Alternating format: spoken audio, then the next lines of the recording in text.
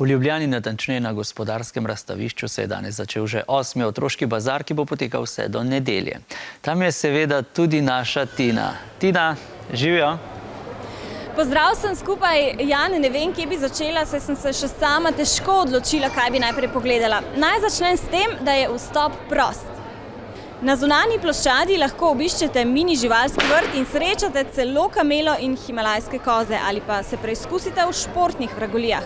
Veliko je tudi ustvarjalnih delavnic, kjer lahko za nekaj ur postanete arhitekti ali celo igralci. Z različnimi kulturnimi točkami se bodo predstavili vaši vrstniki, lahko pa prisluhnete tudi koncertom in 12 izjemnim mladim glasbenikom, ki se bodo v nedeljo pomerili za zmago na festivalu Korajža velja. Tina, letošnji bazar pa je tudi v znamenju dobrodelnosti, kaj ne? Res je, vse dni bodo zbirali nove ali dobro ohranjene šolske potrebščine, ki jih bo potem Zveza prijateljev mladine Ljubljana Moste Polje razdelila otrokom, ki jih potrebujejo.